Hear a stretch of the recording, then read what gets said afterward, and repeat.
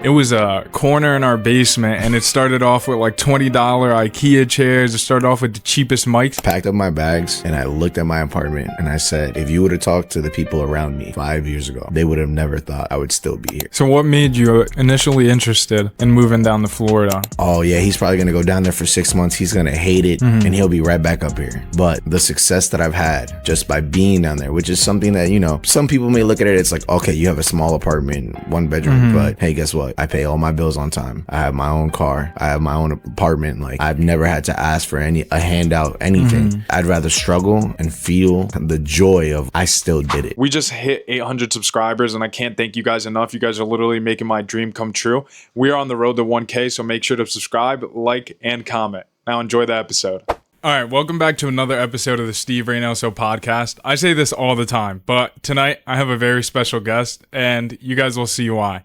I got my older brother on here, so I want to give him a chance to introduce himself. Herbert Reynoso Jr. What's going on, everybody? As he said, I'm his older brother. You know, been knowing this kid his whole life. Proud of the man he's become, and I can see he's going very far. I appreciate that a ton, especially coming from you, because recently in these past few weeks, I mean, ever since I've started the podcast, people have always told me pretty much the same thing. They said, we want to hear more from you. We want to see more from you. But this is why I want to have this conversation with you, because it'll give the audience a different side of me, you know, which is going to be funny, because the thing is that they don't know, but you know, because we shared a room for 18 years, you know. I don't speak much. So it's funny. It's funny to see me on a podcast where I have to sit here and talk for hours on end, which is like a complete other side to me, you know?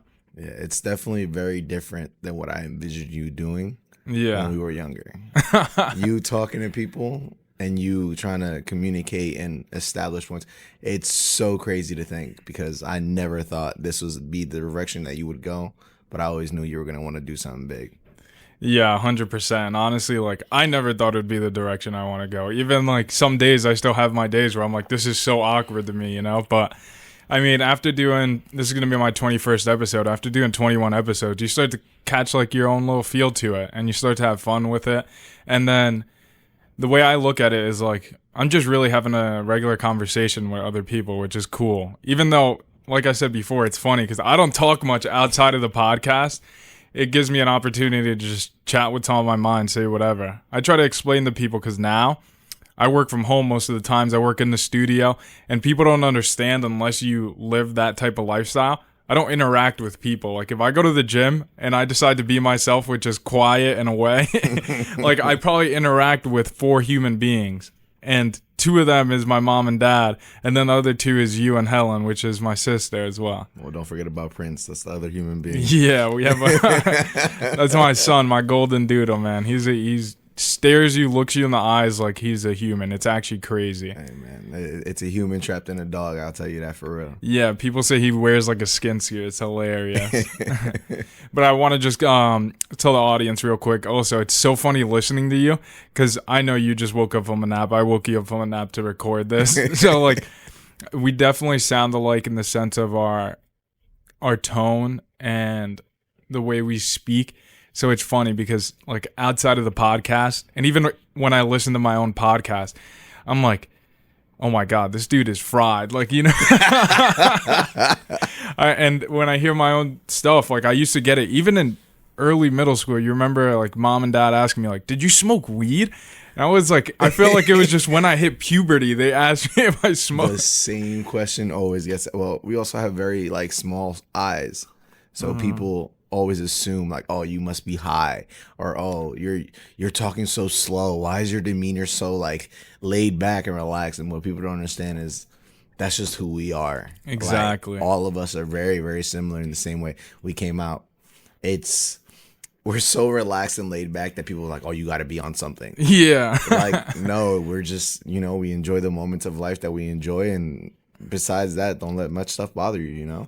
Yeah, so I think it's funny. I mean, I don't mind it anymore. When I was younger, I used to mind it, but I guess that deterred me away from smoking weed or doing anything like that, because I'm like, dude, if people think I'm delayed right now, if people think my speech is slow, yeah. Just imagine me actually being high or something, like, forget about it. I'd be smoked. But since this is an opportunity for the audience to hear another side to me, I already said a little bit about it, which is pretty cool because it was one thing we were speaking off camera about it, but they see this studio, they see what me and Dad have built, and then you've also built, which is really cool because that's another side to it. Like, this didn't happen in the last year or 2 years. This happened in the course of 10 years. And it wasn't just me and Dad. It was you. It was Helen. It was Mom. It was the entire family together because we all made sacrifices for this to be possible, which is amazing. So I wanted us to go a little bit deeper into those sacrifices that people may not know about us. Hey man, a lot of people never got to see when this was a table built in the backyard. There was 3 microphones in here and 2 little speakers. A lot of people never got to see that. So this, every time I come back and I visit, there's something added to the studio. And I'm like, bro, it feels surreal. So, and to think, people think 10 years and, they think, oh my God, 10 years is such a long period of time. This, looking back, feels like so fast, so quick. Yeah. Like, bro, look at where we started to where we are now. I can only imagine what in 10 years it's going to be like, And I definitely try to explain that to a lot of people because even the studio they see today, for me, I feel like I've had it for 10 years. And especially now that I'm recording myself in it and I'm spending 90% of my time in it genuinely feels like 10 years. I forget when we had that small studio, when it wasn't even a studio. Like, I try to explain to people, it was a corner in our basement and it started off with like $20 IKEA chairs. It started off with the cheapest mics. And even about 3 years ago, we still had those 1080p Logitech webcams as our cameras. I got one of them now. Yeah. I grabbed some of the scraps. It was funny, but I tell anybody who like wants to be a streamer or anything, my buddy was asking me the other day, he's like, what camera should I buy? I'm like, if you're just getting started, buy this Logitech. It's an industry standard. You don't need any better picture than this. And we had that for 7 years. As a studio, we interviewed huge artists, and it was pretty cool because they'd see it and be amazed. And I'm like, dude, what are they? You only knew. Yeah. You only knew. Just these little webcams. And it's funny because people come in here and they're like, oh my gosh, how much money is spent? And I always say like around $100,000, but realistically, it's more like $500,000. And I only say $500,000 because the times it's been reconstructed, they don't think about the other 4 or 5 iterations that have been built. That was all money spent to get to where we are today. So it's crazy to think that within 10 years we spent $500,000 because I never touched, it feels like we never had it. Fact. And it's crazy to think about all the things that have been taken, the amount of times this studio has changed, what it was to what it's become to what it's gonna be. It's a crazy thought to have. Yeah, and I gotta give all the props to Dad, honestly. And it's one of the coolest things because in the last year our relationship has grown and I've got to be a little bit closer with him. And it's just cool because I'll say one thing and I always say he's a psycho. He is the things that go on between his left and right ear need to be studied. Yeah, 100%. The way he thinks through problems is insane because he has a mindset like no other. And like that's what I enjoy about this podcast because I feel like every time I sit down and talk with somebody, it's a unique mindset and a unique frame of mind that people are taking when solving a problem. So with Dad, I mean, his problems are hilarious because I remember when we first started talking about like taking this business serious and wanting to grow and then seeing the vision we had for it. And it's just so funny. He would stand up. We were in the kitchen at the time and he was like, listen, I don't give a fuck. Like, I don't care if we go into generational debt. I don't care if I go broke doing this. I don't care what happens. Like, if this is my dream, I'm going to achieve it. Like, let's take all the money. Let's take all the loan. And you know me, I'm a cheap fuck, honestly. I'll be the first to admit it. So that was like completely out of my comfort zone. And then going back to what we were talking about earlier, like, me speaking on the podcast is me going out of my comfort zone as well and like having to do these, well, not having to do, but doing these conversations, things like that. It's just pretty cool because it's trying something new. It's not staying the same. It's not staying stagnant. Like even with each episode, I'm always improving and changing as a person. And then after every episode, like I get to reflect because I'm the one editing. So I get to listen to those conversations, become better as a person. So it's really cool to see that growth in myself. And then also see that growth in my episodes. It's something, like you said, you never saw me doing. I never saw myself doing it. Like, if it was up to me, even today, like, I would like sit in a corner, just not be on camera, but at the same time, like, the other half of me now is just having way too much fun. And then the network I'm growing is just having way too much fun. It's like, I can't sit in a corner knowing all these opportunities that arise with me doing the podcast and then not take advantage of it, you know? 100%. You know, somebody asked me once, like, if your entire life was filmed from the day you were born to the day you die, would you want to watch that movie? And I feel like it's it'd be such an amazing opportunity to see how you grow and develop as a person in life. Mm-hmm. So I can only imagine when it comes to like your career is behind a camera.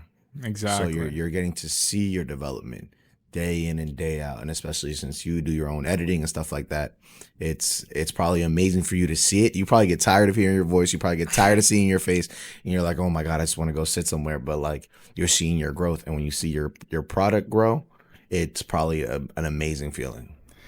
Yeah, definitely. I mean, you could have described it any better. The one thing I would say is, it's so funny you say like tired of hearing your voice, tired of seeing your face. That's something I definitely experienced in the beginning. But now as I grow and I'm enjoying my episodes more and more, it's the complete opposite. I'm like, okay, I want to see it more. I want to hear myself more because I want to learn how to improve, you know? So I take those lessons as I'm editing and I get excited about it. Like, at first, obviously, it was fucking scary. Like, there's no other way to put it. Like, I'm like, oh my gosh. I say this time and time again, but I'm like, oh my gosh, what the hell am I going to talk about? Like, what am I going to sit here and yap about that people want to listen to? Like, are people really going to want to listen? Like, there's just so much going on in my mind. And then it wasn't until I posted the first episode that none of that shit mattered. Like, exactly. And you have a dream, and I know you have a dream, and you have goals in your head.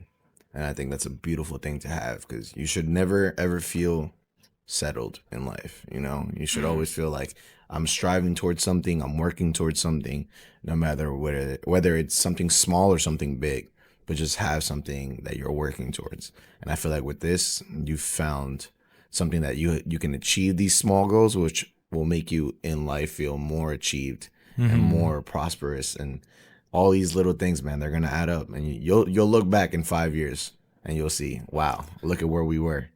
We thought we were at the top of the mountain. You just stepped over a little pebble.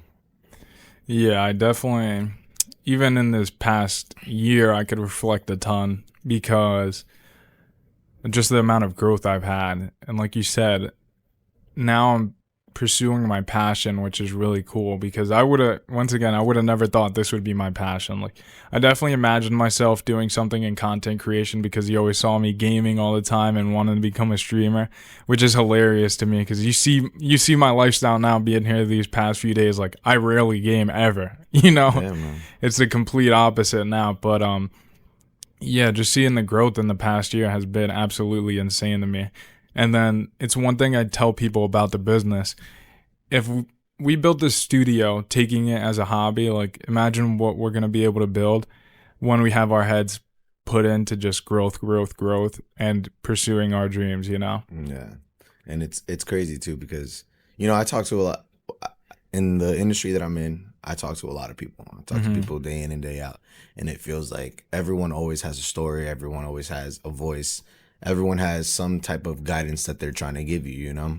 And one thing that has always stuck with me, I used to have this one bar regular, and he told me, do you know the difference between a goal and a dream? A goal is something tangible, something that you write down, something that you work towards. A dream, plenty of people, everybody goes to sleep at night, everybody dreams. Yeah. But you can make your dreams into goals once you start working towards them. I like that quote. That's one of the best things about being able to sit down in a podcast, and it's like a reoccurring topic. Every episode, I pretty much say the same thing during this point. It's like, perspective is everything. 100%. So getting to sit down and hear a different perspective from everyone is truly a blessing. But it's really cool how you put that, because yeah, I'm just thinking now and like reflecting on this past year. Like, I tell everybody this too. It's like, I always dreamed of being a content creator, right? I always dreamed of it, but it wasn't until I set it down as a goal where I'm like, all right, how are we going to execute to actually achieve it? Like grab, like what is actually tangible in this journey? I never even like, I started dreaming bigger, if that makes sense. Like that's a little bit, doesn't really connect, but once I actually made it a real life goal, it doesn't even feel like a dream to me anymore. Like when I tell people I already have 1 million subscribers, when I tell people I'm the biggest podcaster in the world, it's because in my head, I already see it. You know what I mean? I live my life that's already how I am. Like I execute on the belief that I'm the biggest ever and I'm the greatest ever, you know? Because it's something I always say time and time again. It's just crazy because every podcast, it's like, you know, when you're sitting in school and you move up a grade or you move up 2 grades or you go to college and then you read a book and you're like, holy this connected to the last thing I learned. You know? Yeah. It's like every time I sit down here and talk with somebody, it's like everything's connecting in the world, which is so crazy to me. Yeah, man, it's a beautiful thing to see, man. It's a beautiful thing to see you working on your craft. And you know, it's funny that you say about that you keep a mindset of, oh, I'm going to be the greatest to ever do it. Listen, Michael Jordan got cut off his high school JV team. And look at how they talk about Michael Jordan. When you have the mindset of you're going to be the greatest ever, you have to work, sweat, blood, tears into it. Yeah. And look at what can be achieved. 100% agree with that. And one of the things I think I was blessed with is that we got to see the growth of the studio over the course of 10 years, you know? So I have a complete understanding of this isn't going to be a overnight sensation type of thing. Even prior to starting the podcast, I had this conversation with my 4th guest, Julian Dory. I never imagined or never really wanted as well that my podcast would blow up overnight because I don't want to go viral and then be like the next day, what does this kid have to offer? I'd rather have the repetitions, have the growth, and have the knowledge to once I do go so-called viral or once I gain a substantial audience, I know how to execute on my ideas and then make sure my audience is obviously enjoying my content. 100%. It's kind of right back to that. It's Michael Jordan was up putting shots every single day in the gym. Yeah. He didn't hit one half-court shot and make it to the NBA. Those are blood, sweat, and tears that he put into that. Yeah, and it goes back to like the studio. Like everyone says, wow, this is an amazing space. This is a great space. But I know the time it took to grow. So I look at my pursuit in this podcasting space as the same thing. I can't be perfect in the beginning. I can't even be perfect within the first year, second year, third year, even 5th year, you know, because every day is just an improvement and getting better from who I was yesterday. And then taking a reflection maybe on the past month, past year, and see how I can improve on. Because I know in the grand scheme of things, 5 years down the line, 10 years down the line, that daily improvement, that weekly improvement is going to be so substantial that it's going to stun me, you know? Yeah. And one of the cool things is, like, since it's on video, like you said, I'll be able to look back at it. Yeah, it's forever etched in memory, you know? Like, you'll always be able to look back and see it. When you're on episode 3000, you're going to look at episode 20 and be like, wow, look at what I've done. Look at how much better I am at this and just how you communicate with people, you know? Like I said, I've been doing the kind of business for a while now. Like I've been in the industry of bars and restaurants for over 10 years. I wasn't as good day one as I am today. You know, I wasn't able, even though I am very personable and I do get along with a lot of people, I wasn't really building that many great connections from the very, very jump. But here I am 10 years later, still people that I met in year 5, still calling me, still texting me like, oh, hey, are you available to do this event for me? Can you, hey, my son is having a birthday party. Like, we need this, we need that. What do you recommend? Can we hire somebody? Can we hire you? But, you know, those are connections that you build along the way. Yeah, definitely. I wanted to gear off into to some other questions, ask you, because this is something the audience might not know. And they heard us say we spent 18 years together sharing the same room. I think it was actually a little bit more, because the only reason I say 18 is because when I was 18, I went off to college and I got my own apartment. But then summers, I was right back here, right back in that same bed, you know? Yeah, and it wasn't until you moved out. And the reason, not that we don't speak much, but it's not speak much, it's just speak as frequently, is because you live across the East Coast, you know what I mean? Not even the East Coast. Like, you live in Florida. I'm a New Jersey boy now. You're a Florida man. I still claim to be from the Northeast, even though I live in Florida and I've lived there for quite some time now. People always tell me like, "Oh, you're a Florida boy now. You a Florida boy," and I'm like, I don't know about that, because when I come up here, it does still feel like home, you know. But I've gone over there to establish basically the next part of my life. You know, everyone tells me, "Oh, bro, like you're finally starting your life." I'm like, no, my life started a long time ago. This is just another chapter in my book. So, what made you initially interested in moving down to Florida? So I've always been the type of person that likes to take a risk, you know. Because like Dad taught us from a very, very young age, opportunity will always be there. You must be prepared for the opportunity. And if you have a dream, you have a goal, chase it. You know, don't be afraid to take a risk, because you never know what's going to happen. If you fail, you learned. If you succeed, then you succeeded, you know. And it was kind of just that. I had never truly been out on my own. And I felt like, well, if I move 30 minutes away to, you know, any of these little towns around here, I'm like, okay, I'm gonna be in a 1-bedroom apartment, and if I'm hungry, I could just go back home and eat, or if it's laundry day, you know, it would feel like I'm a college kid again. And at that point in my life, I was kind of like, all right, I don't have any kids, I don't have a girlfriend, I don't have anything. The only thing attaching me here is my family. I love my family more than anything in the world, but they would understand and they would support me doing this for my personal growth, and for me to continue to advance in my life and feel like I've taken the next step is to take a huge risk, pack up the car, move thousands of miles away, don't look back. And here I am 5 years later. Yeah, definitely. I just think it's funny because even though we grew up literally sleeping not even a foot from each other, we're two completely different like people when it comes to certain things, because I would say I'm more of the analytical type. Like, I need to think 100 steps ahead before I make a move, and you're the opposite. You're negative 10 steps before you make the move, and you're like, fuck it. Hey man, sometimes you gotta just jump and see where you land, you know? No, I 100% agree, and I've been learning a little bit more about how to be like that, because even the conversation I was having with Dad earlier that I brought up, like, that's what I've got to learn off him too, because there's certain situations, especially when it comes to your dream and your passion, or when you just want to go figure out life, like, you have to take it. You have to dive in the deep end and not be able to swim, and then figure out how to swim as you go, you know? Yeah, man. Because what people might not know, when you went down there, it wasn't like you had a job set up. It wasn't like you had an apartment set up. You went down there, you were in a hotel. Actually, you had a job set up, which was pretty cool. It was a very lucky situation, you know. The restaurant that I was working for, they sent me down there to help open a new restaurant, so I went down as a trainer, and then I ended up doing such a good job there that the general manager was like, hey, listen, if you ever want to consider moving down here, I got a position open for you. I feel like that's all my brain needed to hear, because in the span of maybe like 30 seconds, I made my decision.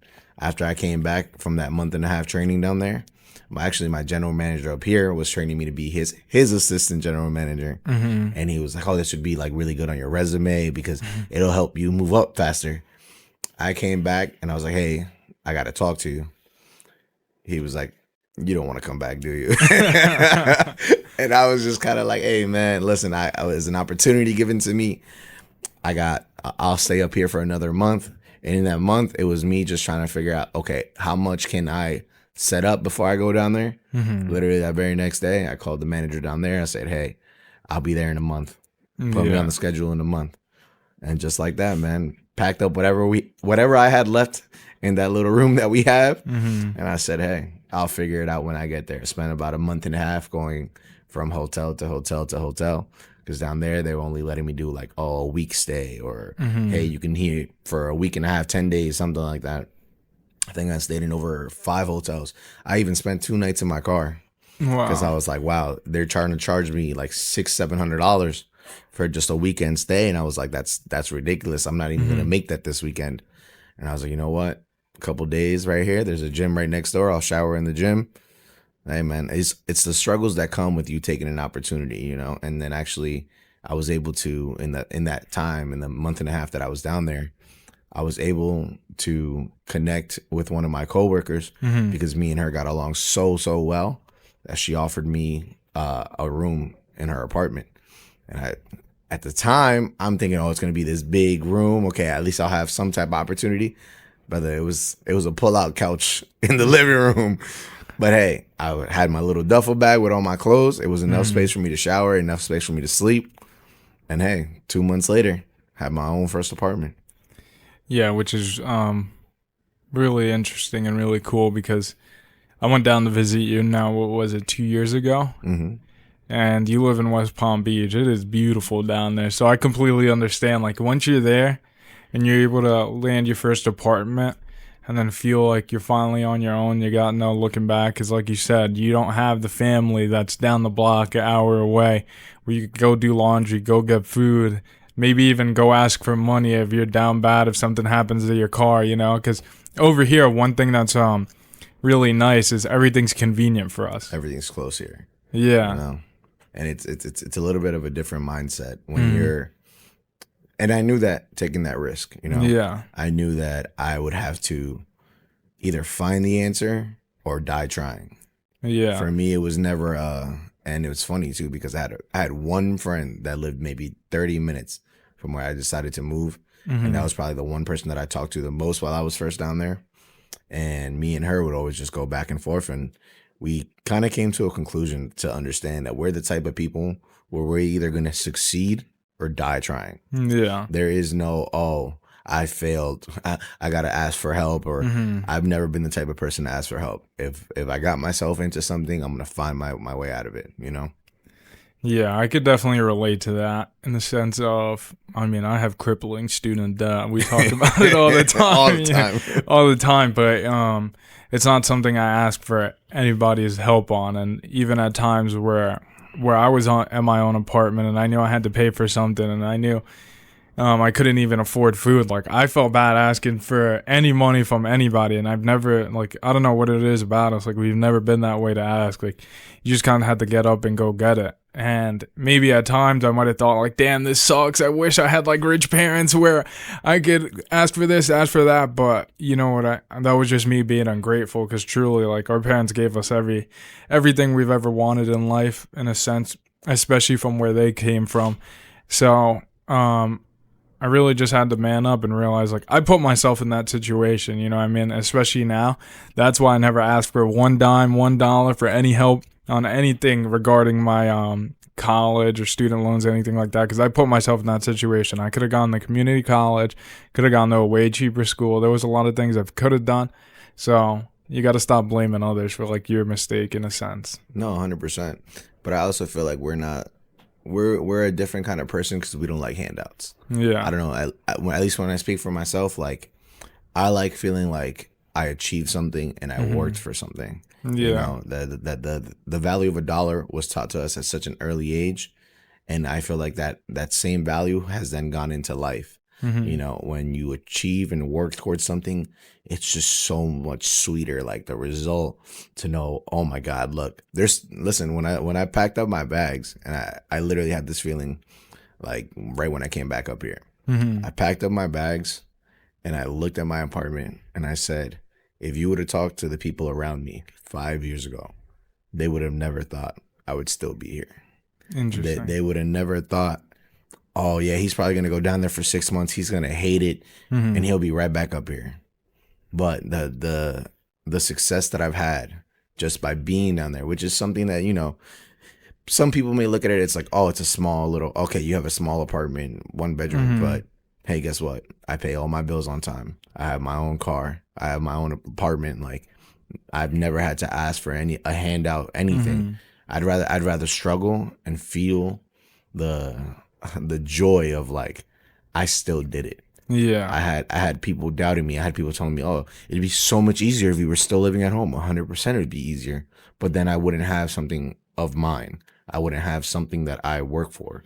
You get what I'm saying? So it's a different mindset to have, to feel like, oh yes, you can always have help. And I'm not saying asking for help is a bad thing. Yeah, definitely. Sometimes you really do need help. But for me, I'm going to struggle completely, like tooth and nail to the bone, before I ask for help.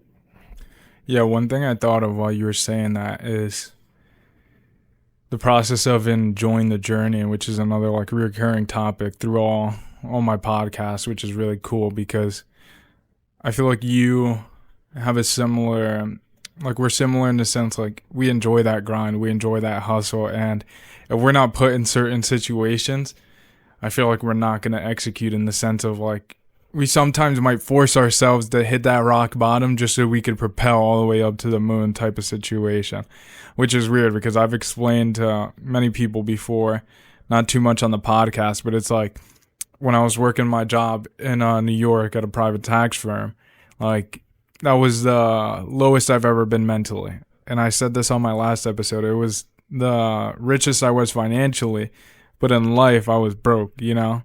I just felt down and out. And it's not something that at that time I could have explained because at that time I was 22, 23, and I've never had to explain any of those type of feelings to anybody, not even myself. So, you know, I had a lot of self-reflection to do. And then instead of being smart for once, like usually I'd analyze the situation, be like, how can I execute on what I need to do and make myself feel better? I was like, you know what, let me start taking risks, you know?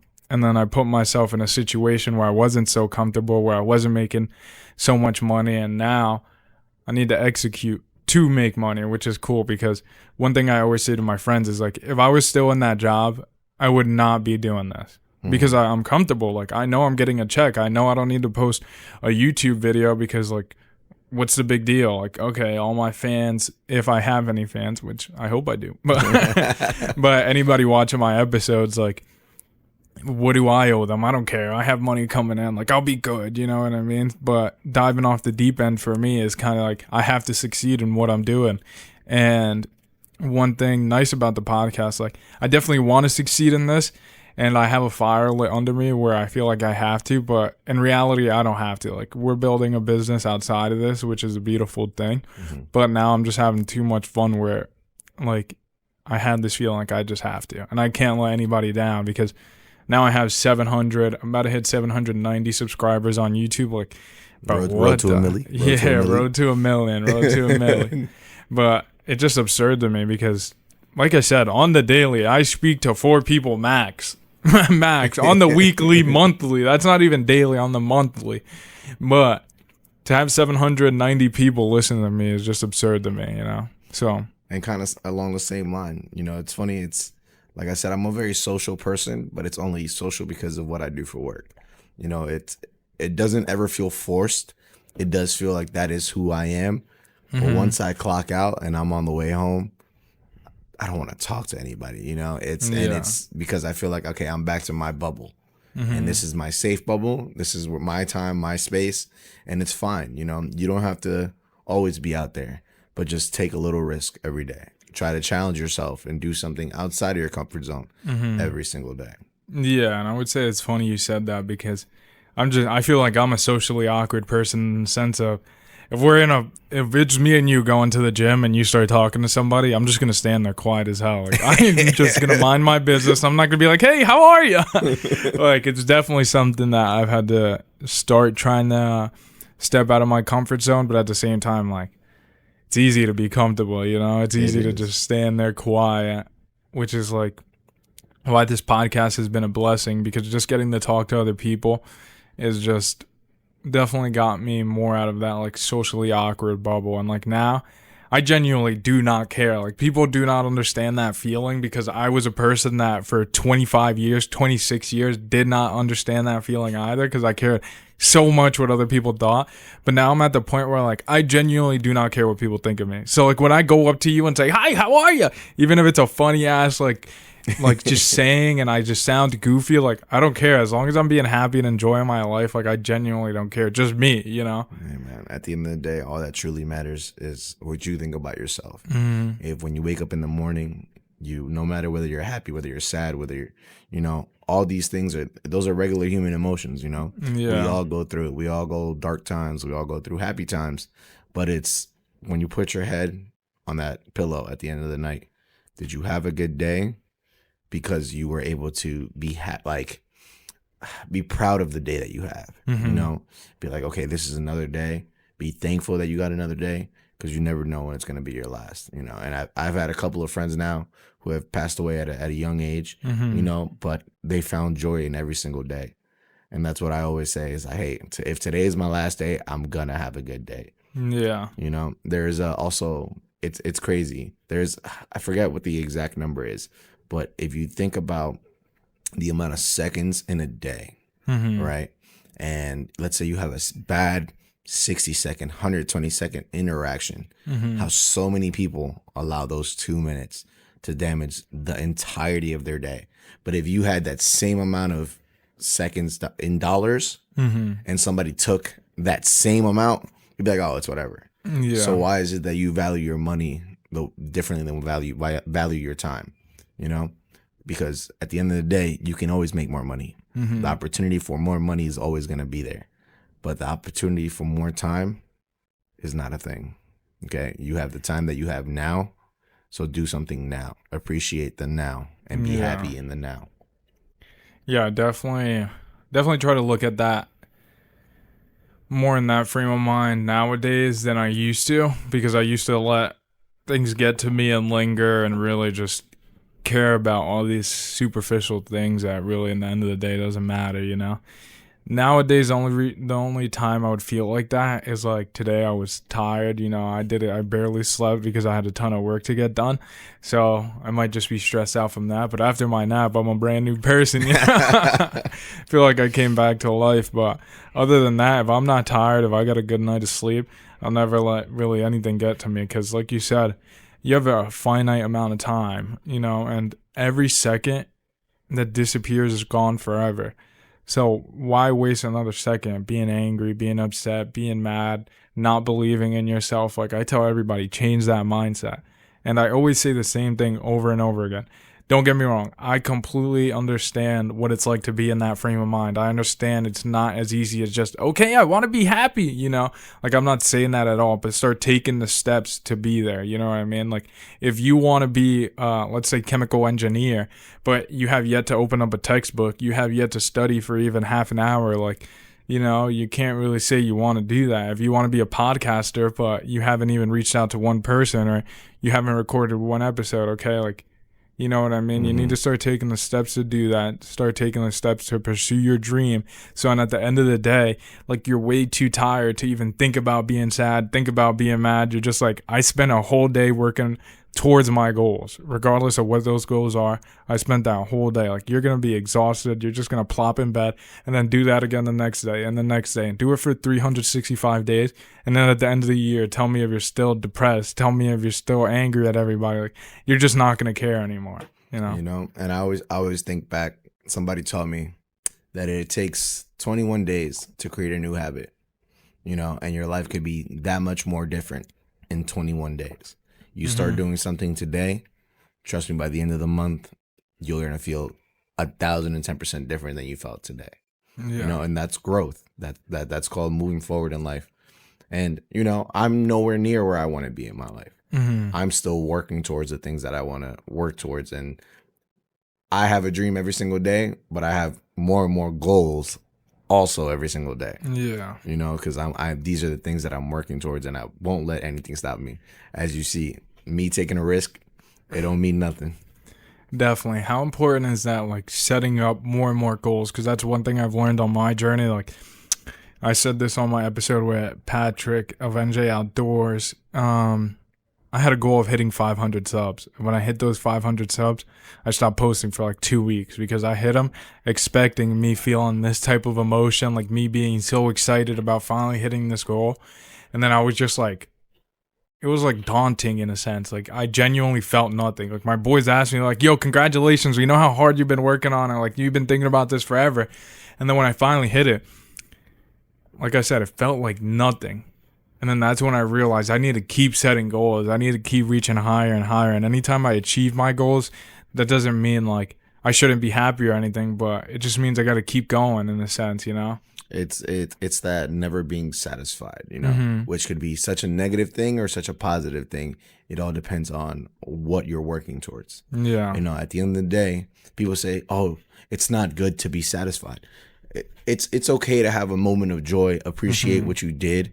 But now what are we going to do next? you know, Yeah. and it's the mentality that's been given to us by mom and dad where, hey, listen, we started off in a 1-bedroom apartment, all 4 of us. I don't know if you remember, you might have been a little bit too young for that, but I got pictures I can show you. No, I remember. Hey man, that was their point 1, you know, and here they are 29 years later, and they have built close to their dream home because 20 years in, they're still working on this home. Yeah. You know what I'm saying? It's brick by brick, sand grain by sand grain. Anything is an improvement.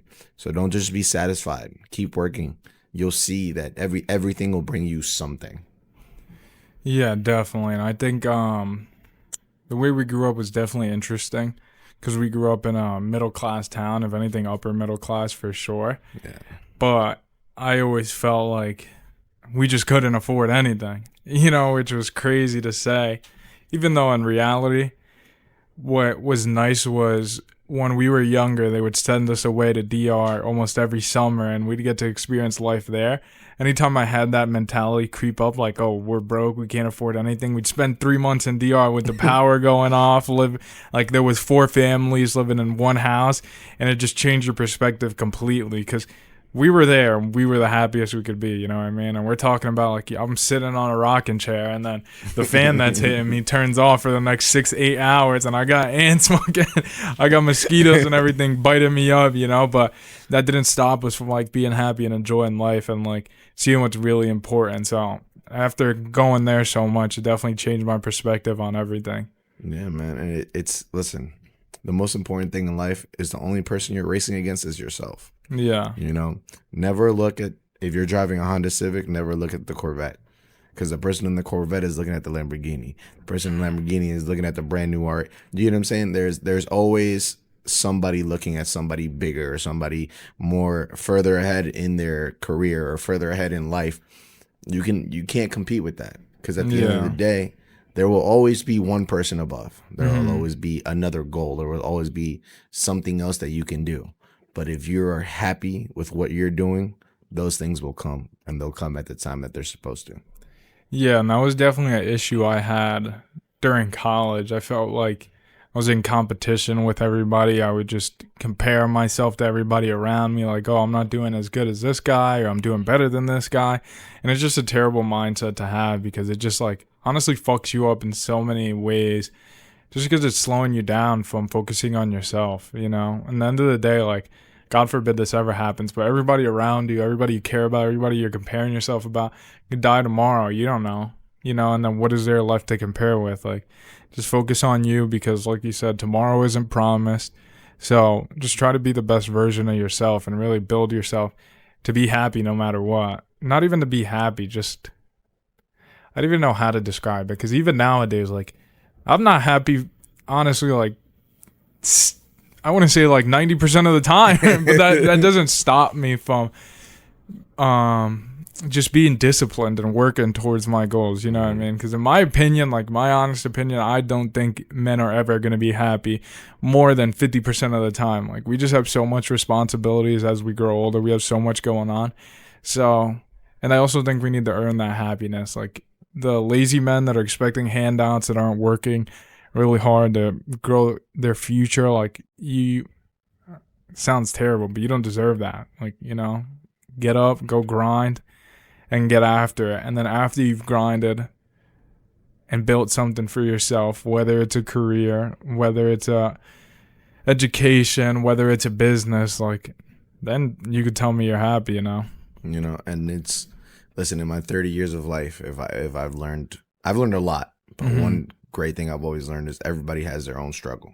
Everyone has their own identity of what the struggle is. And look at us. We lived in the, like you said, upper middle class. We were like, oh my God, we're struggling. But what about the people that are living in a Section 8 and it's 8 people, one bedroom? You know what I'm saying? It's really, really easy to look at, oh, we don't have that. But you would realize it's so much easier to actually appreciate what you do have. And want to make that grow, want to make that better, want to make that, you know, it's something I constantly conflict with. It's, wow, I wish I could be doing this, but then what steps am I taking to do this? And that's where my goals come in. Okay, well, this is what I did today. I'm happy with the work that I've done today, and I know that tomorrow is going to be a better tomorrow. If tomorrow comes, great. If it doesn't, I still had a great today. That's a good way to look at it. I'm trying to think, just because it's crazy. Like, we've definitely been through a lot. I genuinely don't even think about it. So it's like all these memories and like all this stuff coming back up to me, just because my mind is like filled with ideas, filled with so many things got going on. I don't get a second, honestly, nowadays to sit back and reflect on how far we've all come, not just myself, but how far we've all come as a family. And it's amazing, man. I really...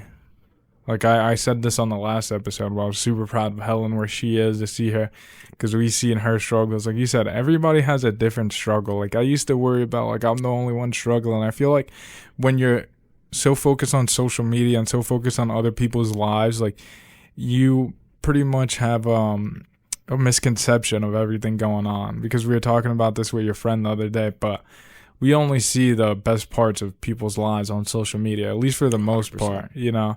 So when you're seeing that constantly and then you're looking in the mirror and you're not happy with your own life, it just really messes up where your head can be at. So taking a step back from that, realizing that everybody's not perfect, and then maybe listening to stories like this and seeing for yourself that everybody's not perfect will give you an opportunity to realize, like, dude, take a second and be grateful for where you are today, because regardless of who you are and where you are, if you're above the age of 10 years old, you've achieved a lot, you know? You got a chance to get an education, especially if you're in the United States. Like, I don't know. I tell people to just change their perspective on it, because I don't know. It's crazy to me. It's okay. Think about it this way. It's really funny when next time you go on vacation, right? Mm-hmm. Think about where you live. Think about how big you feel like, oh, my town is freaking huge, man. And I'm seeing all these $1 million mansions or whatever it may be. Let's say you live in that kind of area, right? Because these houses are gigantic.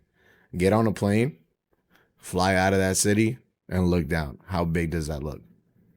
Yeah. Tiny little ant.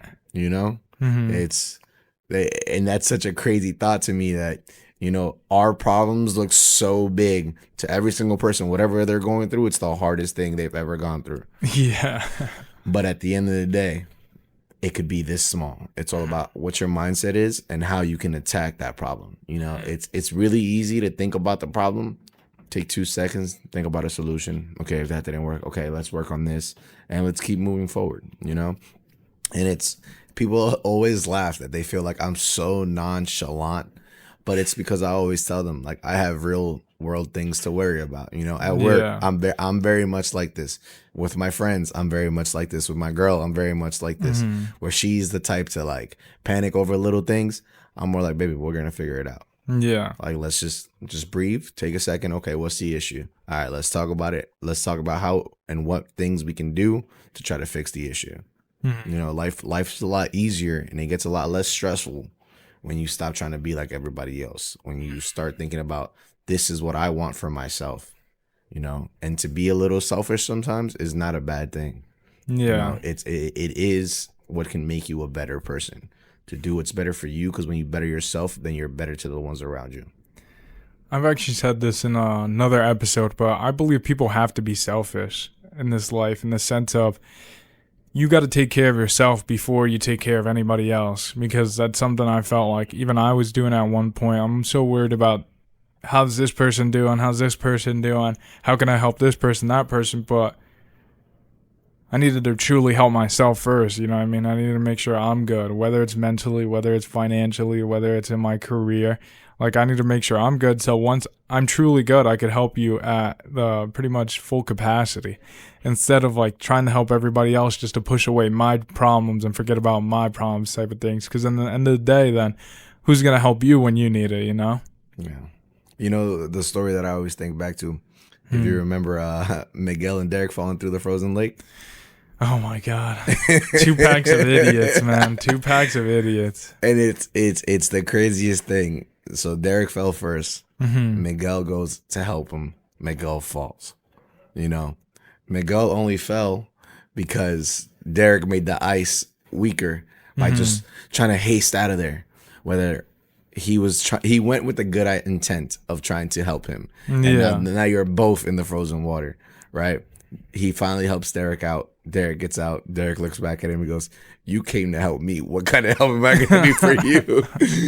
And it's crazy because that life's like that sometimes. You know, you go to help somebody, but when you need the help, it's like, where are they?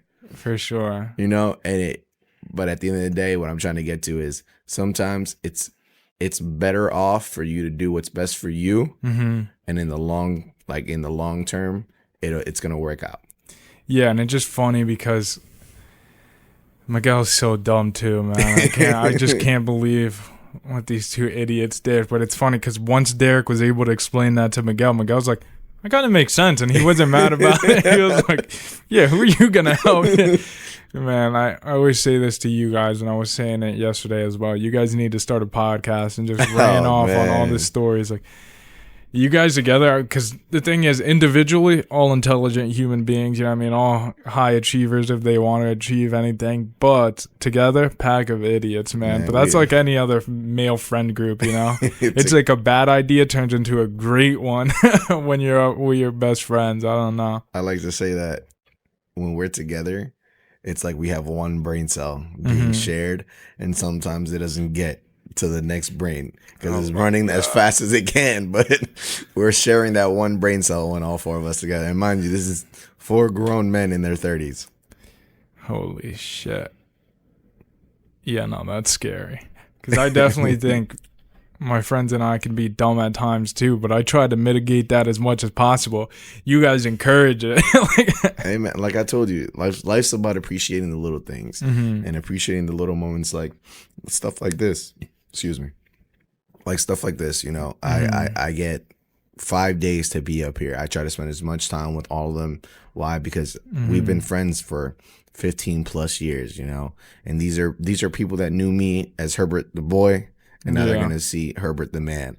But guess what? When we're still all together, we're right back to us being in that little a middle school class, you know, talking to each other but now we have different things that we admire and different things that we appreciate in life, and we can still talk about those things, but it's that joy of us all being together again. You know, it feels different. We have all come to a place where, yes, we're all happy where we are, but we're all still working towards something.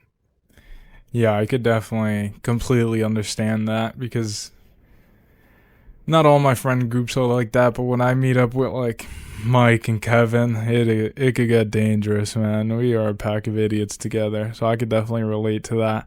I don't know what it is about it, like, I don't know, but that's also what I think is so beautiful. Like, you need friends like that, where like you guys just get together and you don't give a fuck about anything. Like, you just live life in the moment, enjoy in the moment, and truly have fun. Because I feel like, at least where we all are now, being a grown man, like, you just have so many responsibilities, so many worries. Like, you need that once in a while where you could just not care about anything, not care about nobody judging you. You could be the biggest idiot in the room and everybody's just gonna laugh without judging.